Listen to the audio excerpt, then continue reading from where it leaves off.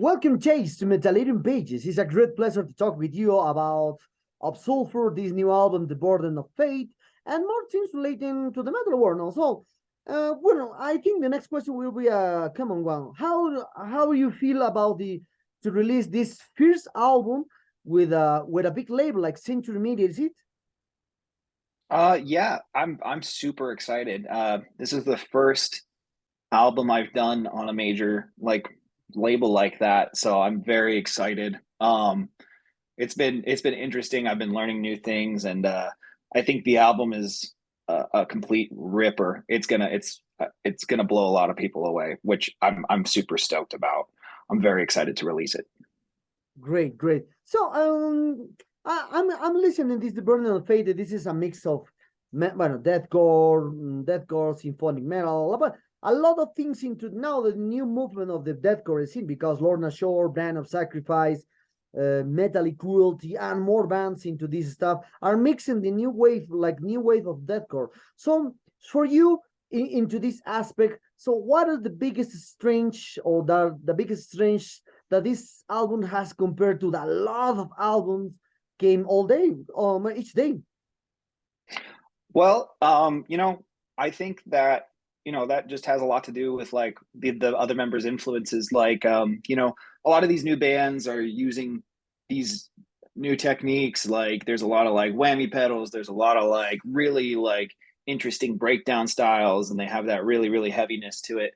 And where we're heavy, but we also bring a lot of melody to the table as well with the singing, the guitar parts, the symphonics.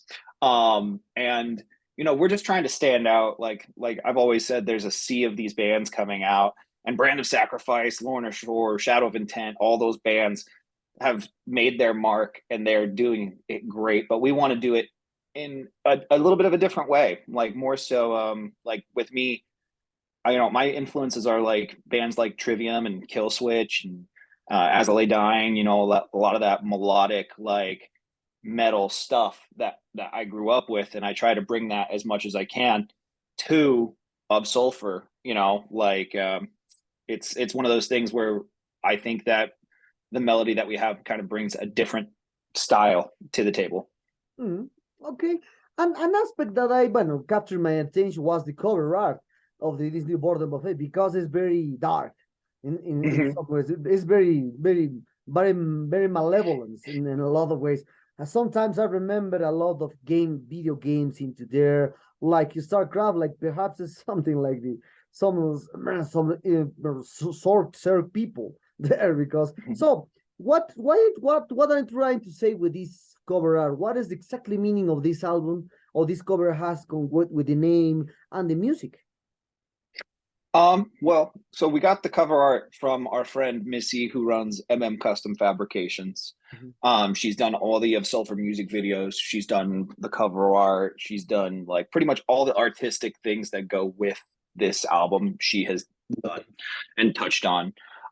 This was a picture she had taken prior that Ricky and I really, really liked. It was like, one of those things where it's like, we want to call the album The Burden of Faith, and we feel like this picture shows it best because you see this girl on her knees, like borderline praying, and then the Pope behind her almost menacingly, like ready to like pounce, like essentially, which, we're um anti-organized religion. So for us, you know, having that as the cover art for The Burden of Faith was pretty much like it just worked out. And I think that it kind of tells the title of the album, which is why we went with that specific picture. Okay. Reading of the biography of this new album, I saw that Befolder has a future with Alex Terrible from Slow to Prevail. Then Unrevealed has a Taylor Barber from Left to Suffer. Then Howard Jones from ex Killing Kills Wish Engage now Light the Torch, and also Michaela Medina and Lindsay Schoolcraft. So when Mm-hmm. you think and buy new people, you compose these songs thinking of these new people entered as a future, or perhaps you development old songs and during the recording process, hey, this song is much better if Howard Jones sings this part. So yeah, I mean, with the Howard Jones feature, that's exactly what happened. We, got the opportunity to have him on the album, and we thought that song would be the best pick because of how melodic it is, and how kind of like catchy it is, and who better to do a catchy chorus or anything like that than Howard Jones, Yeah. So that one was completely like, lucky. And then with Alex the Terrible, like, he doesn't do a lot of features, and we didn't know if that was even a possibility, but like it was awesome that he did that for us. And he does it on like one of the heavier breakdowns on the album as well. And Kyle Medina is a good friend of the band's, and so is Lindsay. So it just all kind of worked into place, and we definitely had parts in every song where all these people could go. We didn't know how it was going to go at first, but it kind of all just fit into place. So that it was like a mix of luck and strategy. You could say that. Yeah. Okay. All right. To this aspect, what kind of influence did you take to compose and write in this new album? Because as I said, you have symphonic elements, black metal elements, but deathcore elements, etc., etc. Mm-hmm. Yeah, I mean, as far as like the guitar playing goes, it's like it's really like mainly influenced by for me personally, and like the songs that I had, major part in writing. There's a lot of like I said, Trivium and Kill Switch Engage, Lamb of God, like influence, because that's what I grew up with, and I wanted to bring that to this in my own way. Whereas like Matt on the songs he wrote, it's a little bit more technical. Like he's more so a fan of Necrophagist or Black Dahlia Murder and that type of stuff. So the riffs you can tell he wrote are really, really like fast and still melodic, but just almost like really technical. So you get a little bit of mix of everything. With the symphony stuff, that was kind of like a me and Matt combination. Like I would write some, he would write some, and that I think my personal influence, I can't speak for him, was like Behemoth and Dimmu Borgir. I love those bands, and I love the way their symphonies and their heaviness just really meshes together. One doesn't really overpower the other. So it's beautiful as well as like heavy, you know what I mean? So that those were the main parts musically. Mm-hmm. I remember when the deathcore scene, well, the deathcore appears in 2006, 2007 with Carnifex, Suicide Silence, Ingest, a lot of old bands now.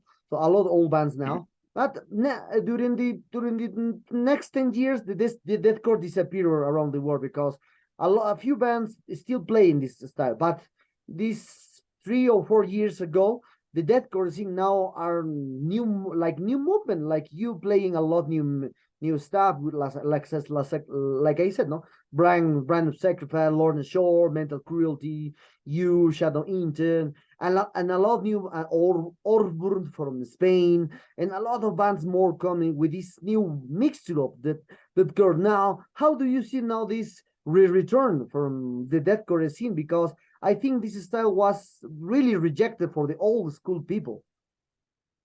Yeah, I would completely agree with you. There was a deathcore boom around what, like 2006 to 2009, around that time, and like it was pretty popular. And then after like I think 2010, 2012, it kind of took a dive for the worse. And there were still like classic bands like, Whitechapel, Suicide Silence, and those bands still doing it because, those are like massive bands and they can keep on going with that style. But within the last couple of years, yeah, it's been insane because a lot of these bands are like just nuts, and it's like almost like it came out of nowhere. I found out like about like Brand of Sacrifice blew my mind when I first heard it, and I think I found out about them during the pandemic, and it was before they released Lifeblood and Demon King. It was I found the song Eclipse, and I was like, these bands are insane. They're nuts, you know? And it's like, it's kind of cool that because they're breathing new life into deathcore, you know, and like I would hope that we're doing the same in a different way. But the bands that are coming out, like Lorna Shore, Brand, Shadow, are just absolutely nuts, and it's like it is very, very hard to try and keep up with people who are doing the genre that well. You know what I mean? So you know, it's great. I love it, and you know, these bands are doing huge things, and it's really great for the genre. Like Lorna Shore touring with Mastodon and Gojira, it's it's nuts. It's Mhm. nuts. Okay. So yeah, I'm stoked about it. I love it. I love all the bands that are coming out too. I'm very stoked for everybody involved. Okay. Okay. So I'm talking about in general for the deathcore. Well, what is your opinion about? Well, I remember talk about with Scott Willis from Lewis from Carnifex, and he told me that the underground scene, well, the deathcore scene is like underground movement, not like the mainstream movement talking about the death or black metal stuff. Like you said, Behemoth, Dimo Borgir, this is kind of bands are the mainstream stuff into the mainstream metal. But if we talk about to that core scene, no one knew some no one band of this style that has that kind of level of the mainstream. So what is your opinion about the deathcore scene? Is it still remain with the underground movement? Um, yeah, I mean, I think deathcore, death metal, to its core, will always kind of be an underground movement because, like, I mean, yes, there are bands that do significantly more than others, especially in countries like Europe, stuff like that, you know. Um, but at the same time, it's like those things now are starting to kind of come up and over the underground, if that makes sense. Like you've got bands like I just said, like Lorna Shore touring with Gojira and Mastodon, and then you've got Brand of Sacrifice touring with We Came as Romans, which is like, you know, a well-established metalcore band, you know.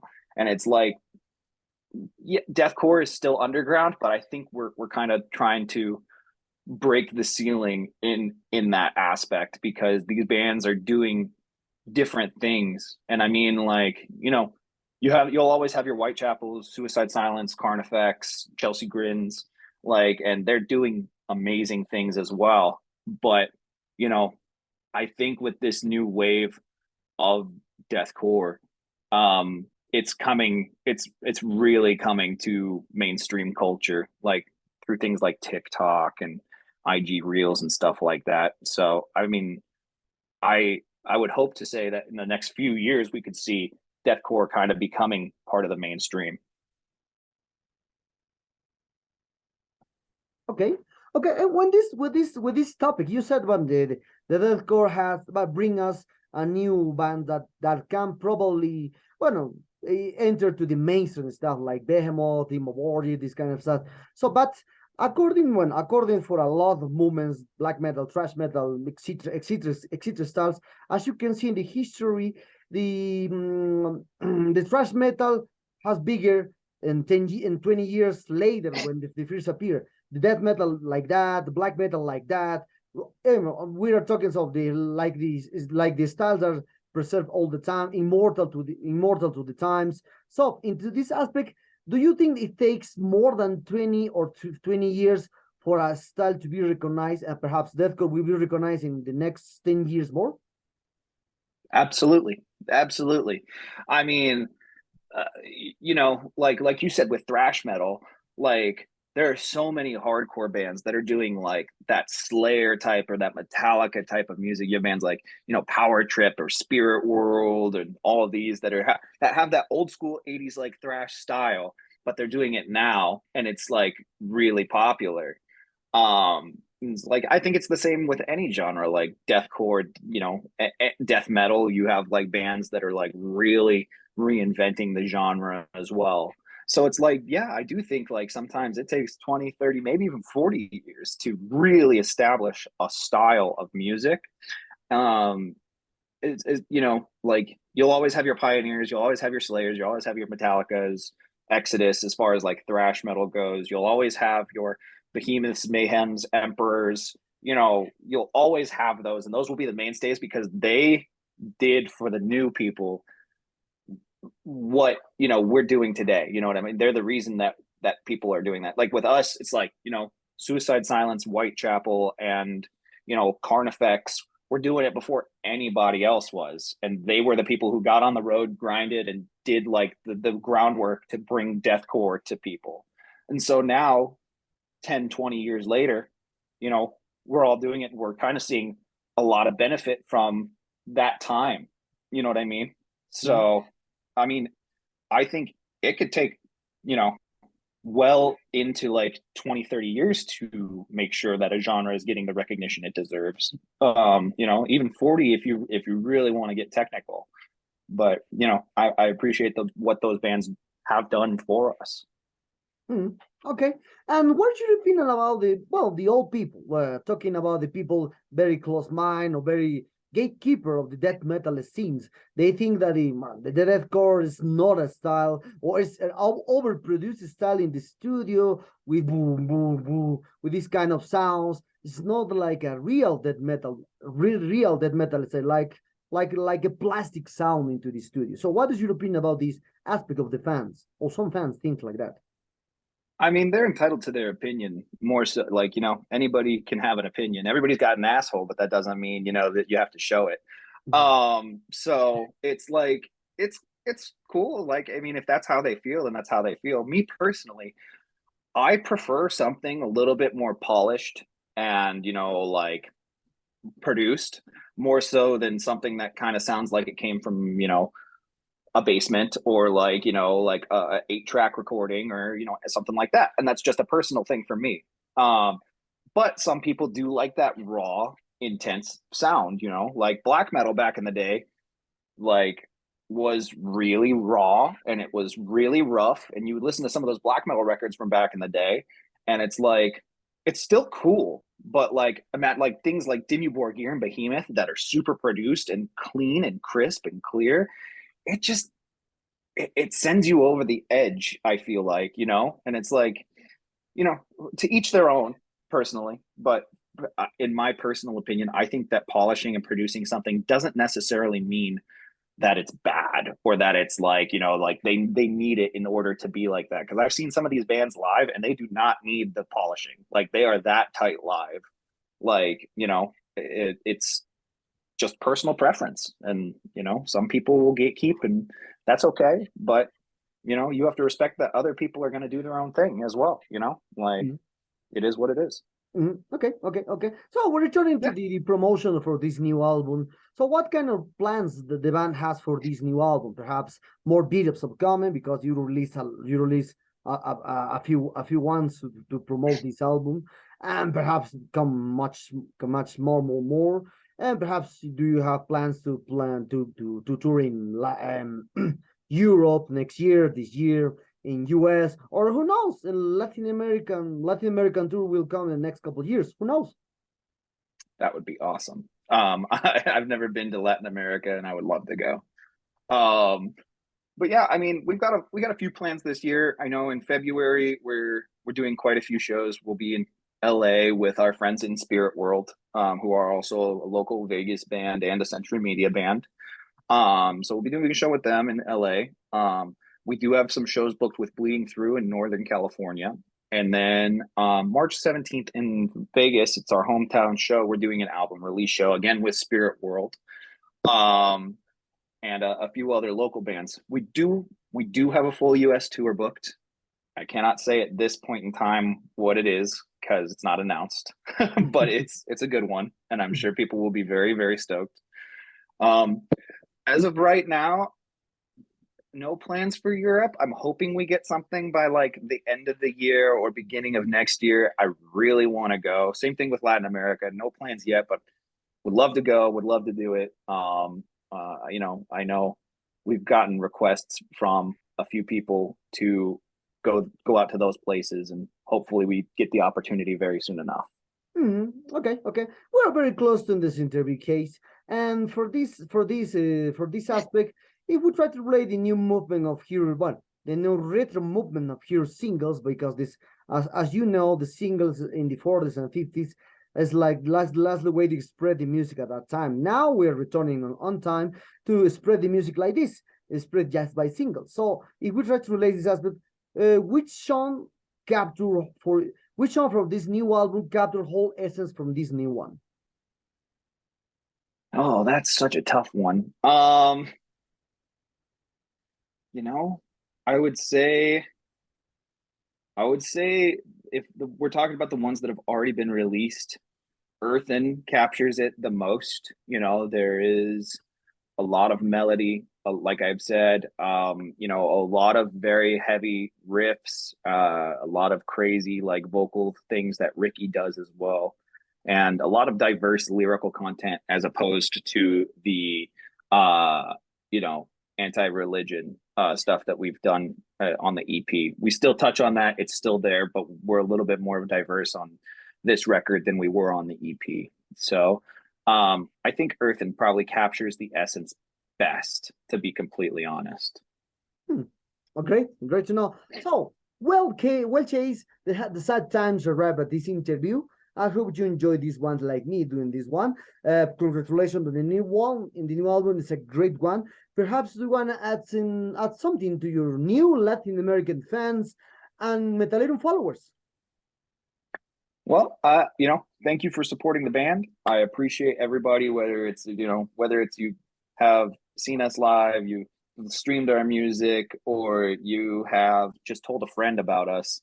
We appreciate you greatly. We want to get out to Latin America so bad. And I hope it happens sooner than later. And thank you. And I hope that you enjoy the album when it comes out.